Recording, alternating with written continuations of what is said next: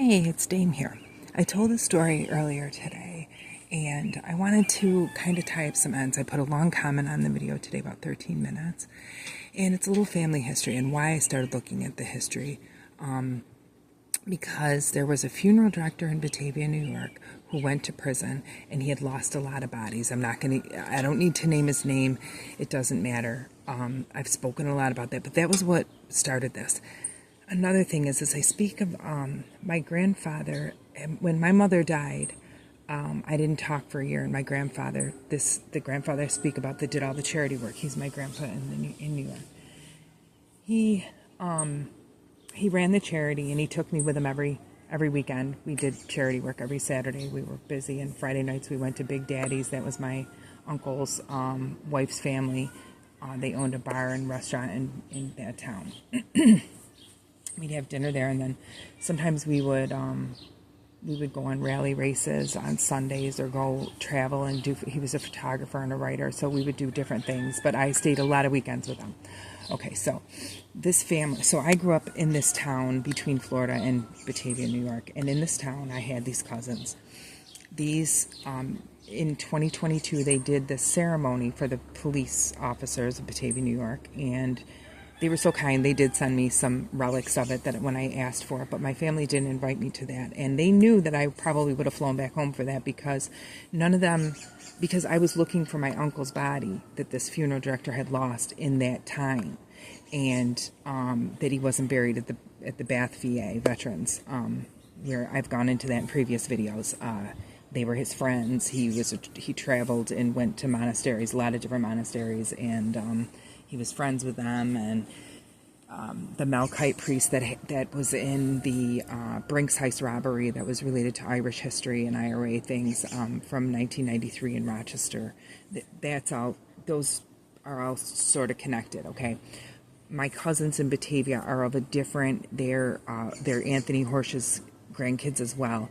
These are Polish cousins, and their names are Knesny, Seiverling, Pixley. There's one that's a Menard, and they started this Facebook group. Okay, when this box of pictures went to my cousins, the Cahoons in Rochester, Paula Crawford, she's an artist. Her sister's Alana Cahoon, and she's married to a guy named Adam Frank who works for the U of R, and he's a NASA scientist. That's his routine, and he's on like Lex Friedman and Joe Rogan, and they always pick on him and say like he's an Adderall freak out, whatever. So those are the comments. I don't know that to be true at all. I have no idea. I only met him about 2 times. However, he's taken my last name. Somehow he's taken the name Cahoon. So I find that very odd. Because those 2 girls are actually communals. Paula and Alana aren't Cahoons, really. They're communals. And their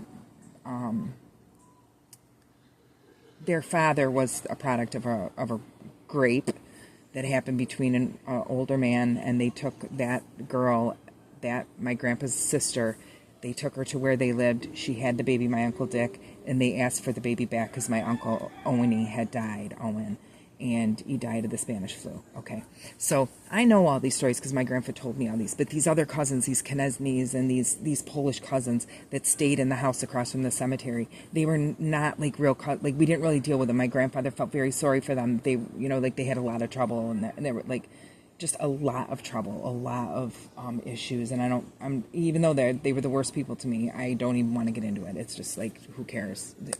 My father I told him stay away from them. My grandfather did as well. When their grandma died, Marietta, it was like, oh, crap. But the one mother was gone with the Grateful Dead every summer. She was touring around with the Grateful Dead. The 2 that were like in school with me, they were a brother and sister pair, and just like so ding dong. The weirdest things is like the girl was on the floor at Polish Falcons when one of these Pixley cousins was crying and saying, please, please don't be mad. And he was with my stepmother.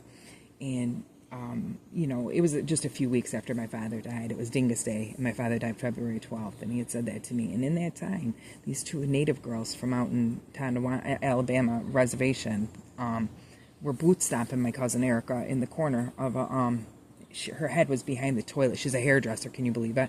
And she was about half out. She was like wasted. And she was about half out, and I pushed the girls away, which they were both going 300 pounds all day long.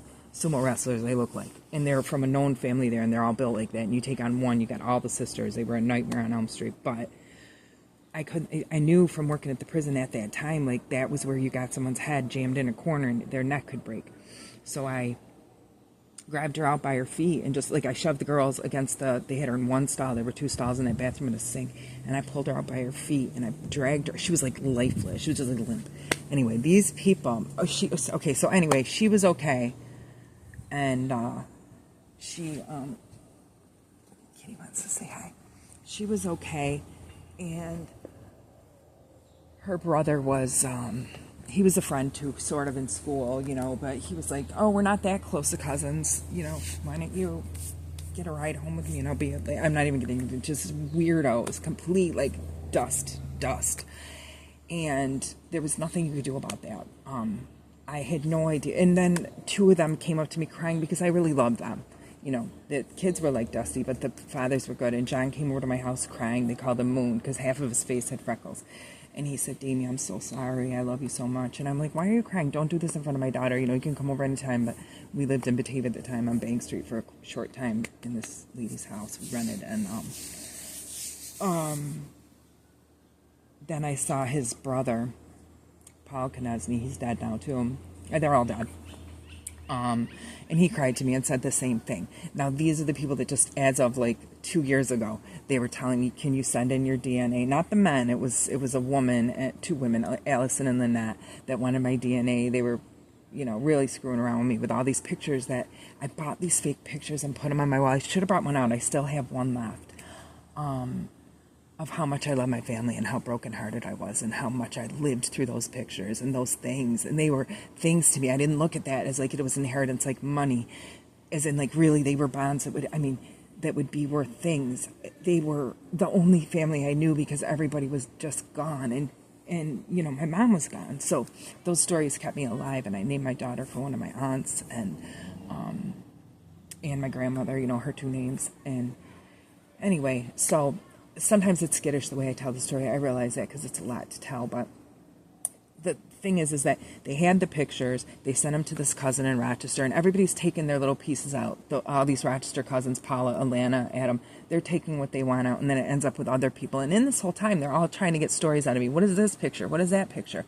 And I go on Ancestry.com, and there's all the pictures. They've got everything entered, wills, deeds, every single thing from all these places. And now there's this thing called the Anthony Horsch Estate, and I have no idea what's going on. No one will answer me, and they act like I found them. Like, when you find a long-lost cousin on Ancestry, you might, like, hit them up on Ancestry or something, but, like, I'm not looking them up too much on Facebook or anything like that. Like, I'm not that type of person. I don't need to. But I've had somebody find me. Now, my Uncle Ron, my mother's brother, and his wife, they had a daughter that they gave up for adoption, but they also have a son, and he lives in Rochester.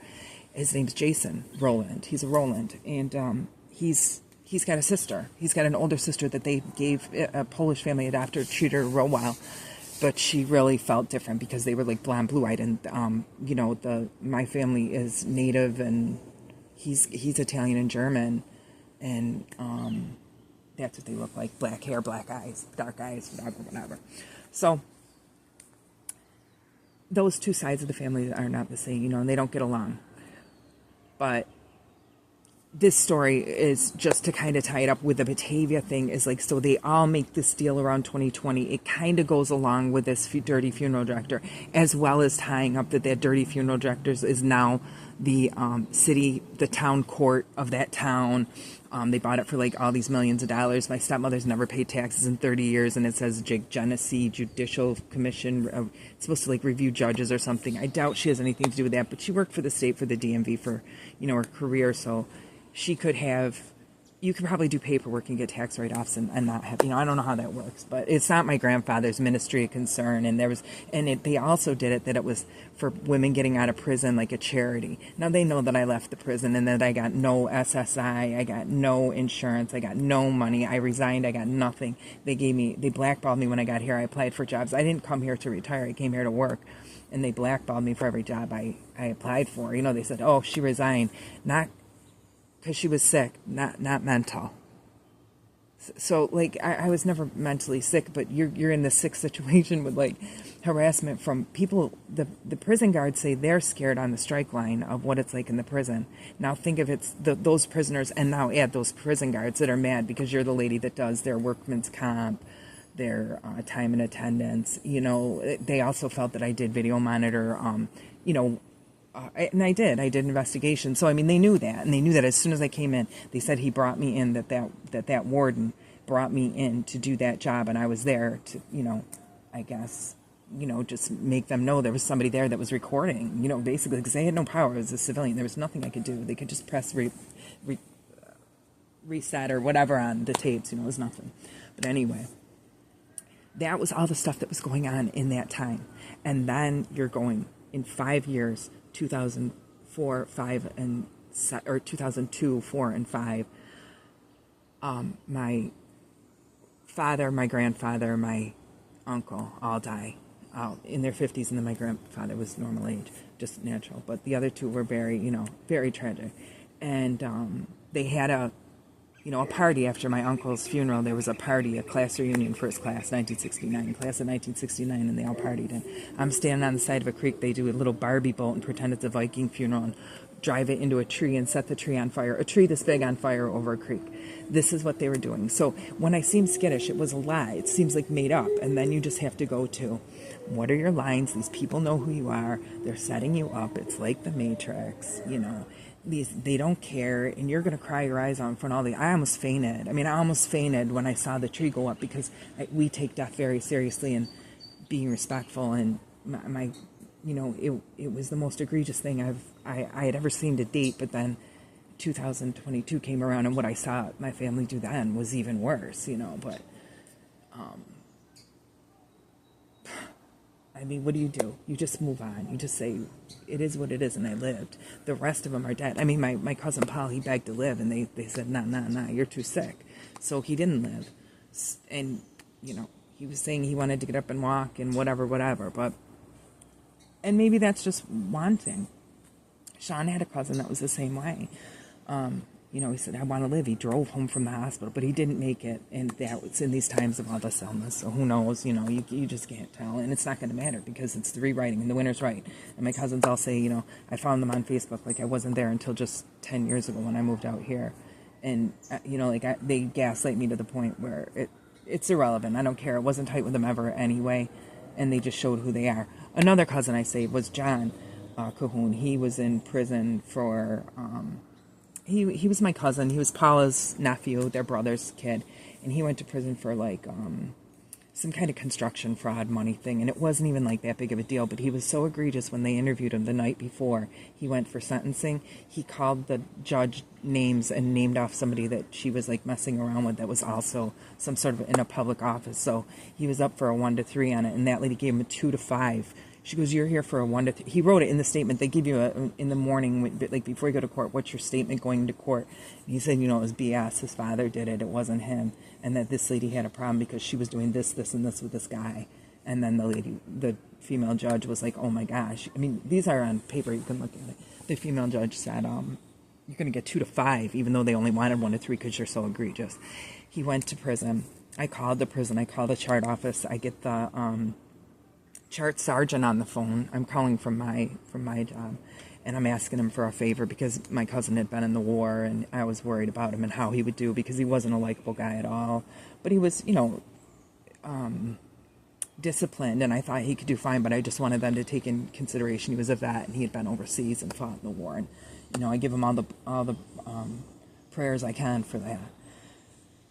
And they said, yes, okay, no problem. I had a good conversation with them and the watch commander. There's always a watch commander. And I've worked in the chart office with a watch commander and the chart sergeant. Those are my bosses daily in Attica prison. So when you call a little prison, he did time at Groveland or Livingston. I can't really remember. I think it was Groveland, but they're right across the street from each other, just like Attica and Wyoming. But I think it was Groveland. I think I called both, though, so I can't remember who I ended up with. For some reason, it was in his, categorization or something. But he was there and everything, and I knew it, and I had looked him up, because I can look up anybody's records when I work there. And he said to me, I contacted him, what's going on, what is all this? I'm like, I helped you. When you were in prison, I had them take care of you, make sure nothing happened to you, and you act like you don't know me. He goes, I was never in prison. So that's where I'll leave it. He said, I was never in prison. I talked to the watch commander. You can look him up. And that was his answer to me. So that is gaslighting.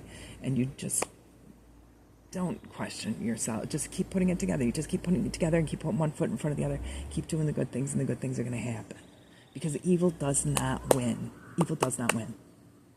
So all these people that tee-hee and think it's funny, they got it over on you and all that. Let them laugh. Let them laugh. Let them call you a fool. Let them call you, you're whacked.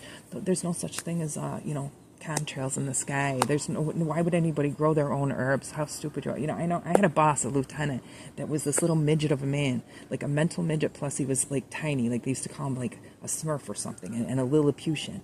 I mean, you couldn't tell this guy anything. And here he is, and he'd say, I'm the lieutenant.